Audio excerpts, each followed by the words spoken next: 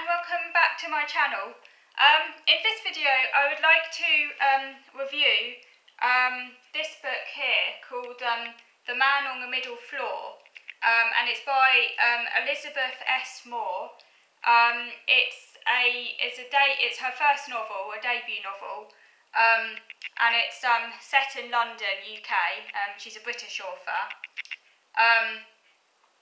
And the reason why I read this book was because I have this a bit of a thing about reading books where a character in it is autistic, just because I quite enjoy kind of sort of analysing how autism is portrayed in fiction and the kind of gulf between reality and stereotypes and how well it's presented or not. So that's the reason why I got this book, because it's got a character with Asperger's in it. I'll just read to you what it says on the back, just so you can get an idea of what the book is about. It says, 3 people, 2 murders, 1 house. Nick, Tam and Karen live on 3 floors of a North London house. 1 is struggling to find his place in society. 1 is drowning his sorrows in alcohol, and 1 has embarked on a life-changing research project. Despite their proximity, they are completely disconnected, that is, until a murder brings them together, irrevocably. 1 of them is guilty, 1 wants to find out who did it, and 1 wants to find out why.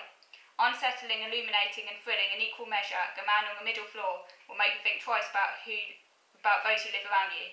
It is a book about society, about detachment, about guilt. It's about a crime, where the question is not who, but why. Okay, so that's just a little bit about the book on the back there. Okay, now I have to say that the book was in terms of stereotypes, in terms of autism stereotypes, it was a really bad job. It was actually quite deeply concerning, actually, as to how bad the representation of autism was. No prizes for guessing who committed the murder. Yeah, it was the autistic character, and this is like I felt it was quite unnecessary, actually, making the character to be autistic and to commit the murder, because obviously there's nothing about being autistic that means a person can't be a murderer, just as there's because autism is a condition, it doesn't affect the person's character or anything like that. Anyone can be autistic.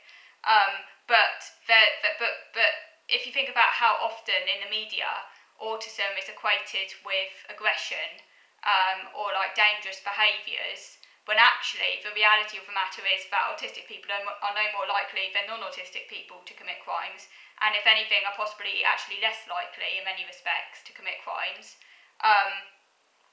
And I just feel that, considering the climate where you have a lot of these stereotypes that are already being perpetrated, it's rather unhelpful to kind of add another one into the mix. I would say it's rather insensitive, and I do think that authors do have a responsibility towards society, because after all, members of the public will read the book, and not everyone's going to be like educated on autism, and some people might read it and actually really believe that that's how autistic people are. And it's not just autism where this is often done. Mental illnesses and are often equated with violence, and I just feel that we need to move away from that narrative, because, like I said, while it is the case that some people with autism or some people with a mental illness will be violent, that's the exception, not the norm. And most autistic people or people with mental illnesses and things like that are just like normal people, basically, with morals and with a firm understanding of right and wrong, so I just feel that it just adds to this stereotype, which is really unhelpful.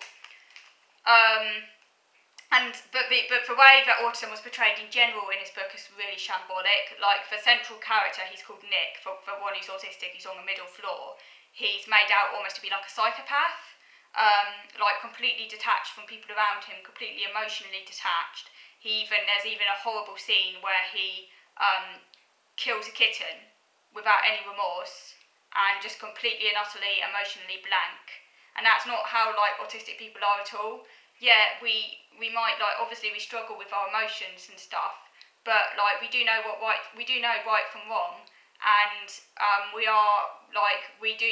don't want to cause suffering and things like that. Like most autistic people don't want to cause suffering, at least not like knowingly.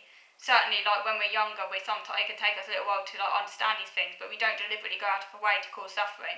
And like yeah, so there's some really horrible scenes in there.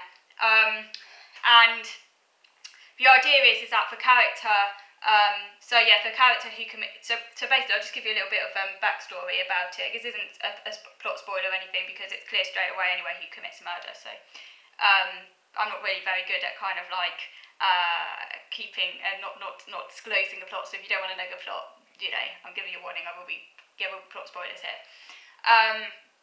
But yeah, basically, as a child, Nick, the autistic character, was abused by his grandfather, sexually abused. It actually took me a little while to piece that together, but it became clear, obviously, that that's what had happened. His grandfather had, inverted commas, corrected him, so basically, yeah, sexually abused him. And that meant that kind of like amplified Nick's autistic characteristics. And so he led this really kind of rigid, controlled life, sitting on his computer games or playing computer games all day, rarely going out. The only time he did go out was when he went down to the park. So very stereotypical. Lists everywhere. Whenever you want to write about an autistic character, always include loads of lists. Number one stereotype. Yeah, some autistic people do write lists, but it's just a cliche. I just feel it's a bit overdone.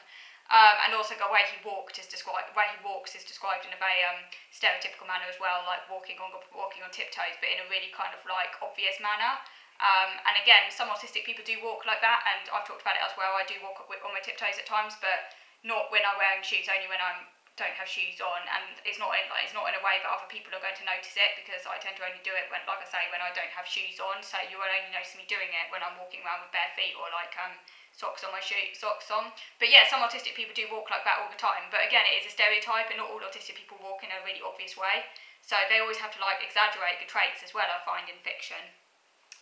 And yeah, so he goes off to the park one day and he witnesses this couple having sex by the pond in the park, in Richmond Park, and this really offends him because it kind of spoils his routine, because he always goes to the park to feed the ducks and he doesn't want to see this couple committing sex, which he thinks is disgusting because he's been abused when he was a child.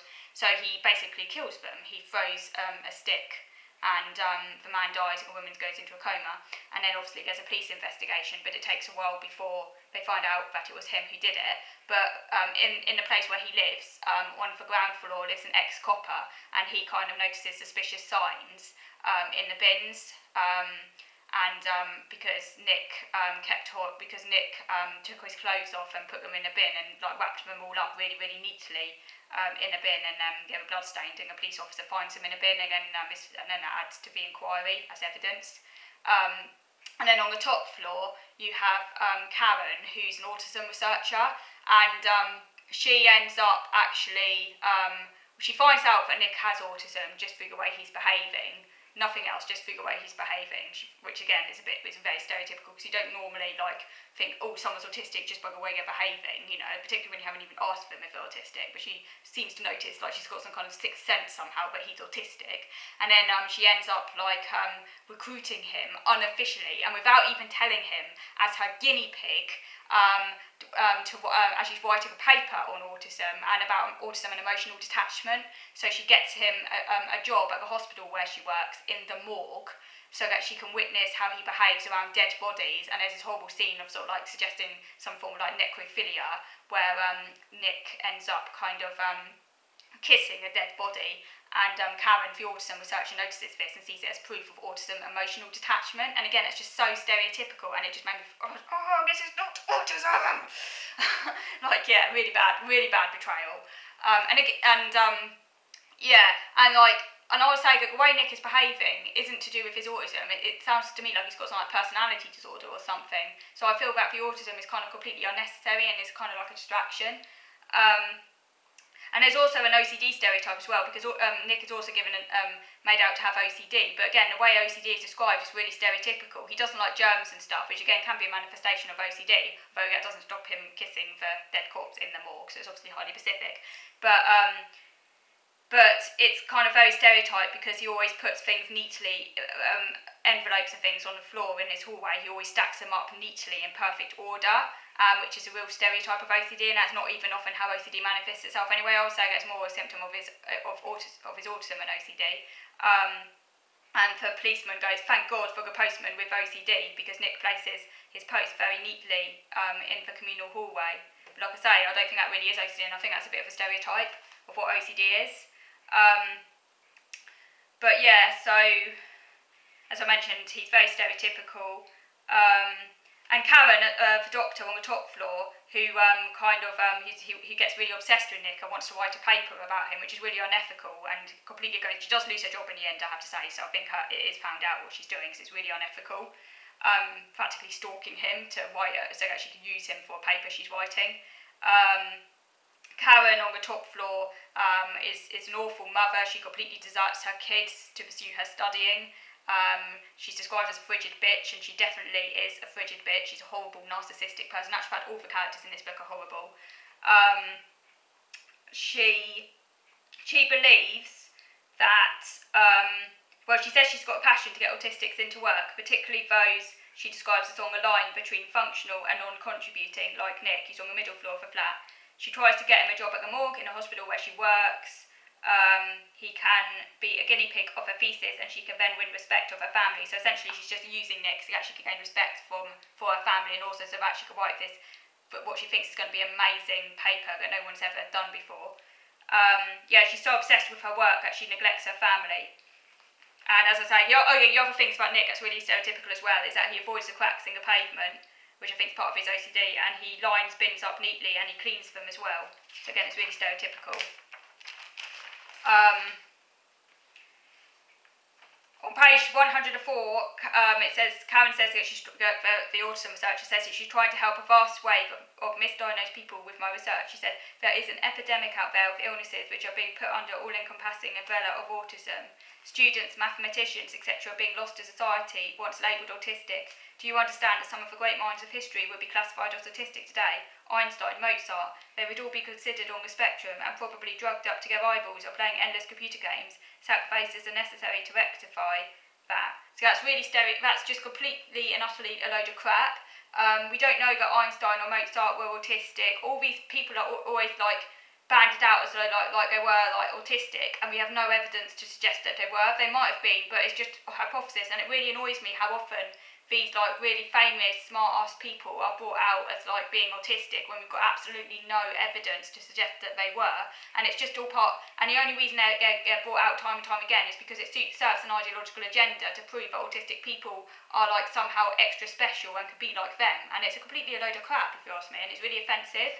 I find it really offensive.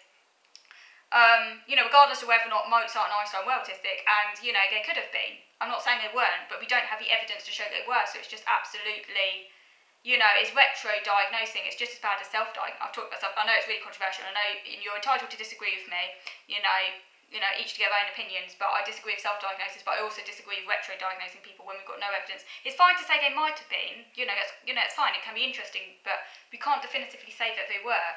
And also, autism is not an illness, so that's a complete load of crap as well. She equates autism with illnesses when it's not even an illness. There's no autism epidemic. We're just getting more aware and better able to spot it. Diagnosis is getting more refined, but there's no epidemic. And this idea that autistics just for a bit of intervention can somehow be turned into the next Einstein is just a load of bullshit, if you ask me. So that's really, I just found that quite offensive. She also says that, she said, when she talks about Nick, she says, I think he has Asperger's mildly, which means he'll be extremely organised and brilliant at the job at the morgue, which again is another stereotype. And the idea that he has it mildly is also not exactly true. If anything, whatever he has is very severe, but that just seemed a bit weird if you ask me.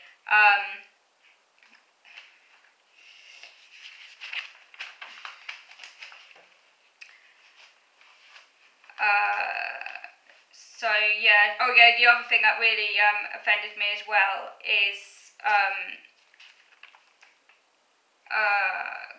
another stereotype.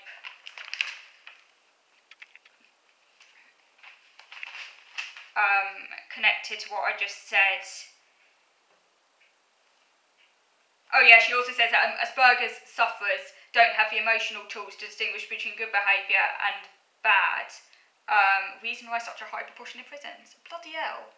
God, get Elizabeth Moore. I really want to go and smack her. No, I won't smack her. I'm not a violent person. That would add to a stereotype. I meant, not literally, okay, not literally. Just because I feel so angry. Because, like, it's just not a case that autistic people don't know right from wrong. Like, we have a moral compass. That is just a load of absolute crap. And that is just really bad, poor research. I don't even know if she's actually done any research on autism, because it suggests that she hasn't even spoken to autistic people or really knows autistic people. And it's just really offensive. And also, like, yeah, I mean, obviously, like, Nick has been abused, so that obviously is going to mess him up, obviously. But yeah, it's not the case that people get, just because someone's been abused, that they're going to turn into a psychopath when they're older, because many people, the majority of people who are abused, they probably will end up with some form of mental illness or something, like post-traumatic stress or something. That's almost inevitable. But most of them aren't going to be violent or anything. Only a small minority turn out like that. And if they do, it usually suggests they've got something else going on. And it's just a stereotype, suggests that's a pathway for most people who've been abused when they're kids, and that's just not the case. I mean, I don't know. I don't know. I'm not a scientist. I haven't studied abuse, relationships, and stuff like that. But I just feel that it is a stereotype, and I just think it's really damaging.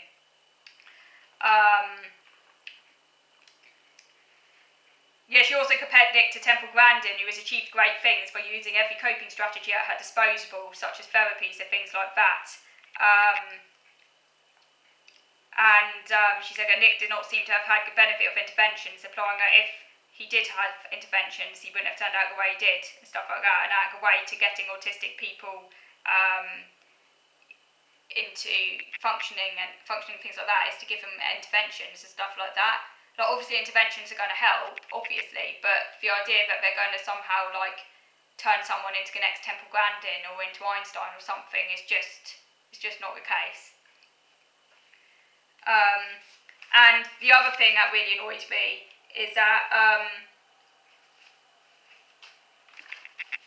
the other thing that really annoys me in the book as well is sorry, my mind's gone. Yeah, oh yeah, I just remembered it. That it was also suggested by Karen, the autism researcher, who ended up getting really interested in finding out the causes behind autism. That autism is caused by detachment in society and alienation, and increasing social disconnection. And she even suggested that it was caused by weed killers and things like that. It's like, bloody hell. Not once was the real cause of autism looked at. That is just simply genetics, and that we're becoming better able to diagnose autism, because thanks to growing awareness and understanding of how autism manifests in all its different ways, the idea that it's caused by anything other than a complex interaction between genetics and the intrauterine environment is just an absolute load of bullshit, and there's no evidence to suggest it's caused by weed killers, it's not caused by the MMR vaccine. All of these things that these theories that have come out of the woodwork over the last years to explain this so-called epidemic. There's no such thing as an autism epidemic, it's just because of growing awareness and growing identifications and understanding. But yeah, that was worrying as well. And one of the questions at the back of the book for book club questions is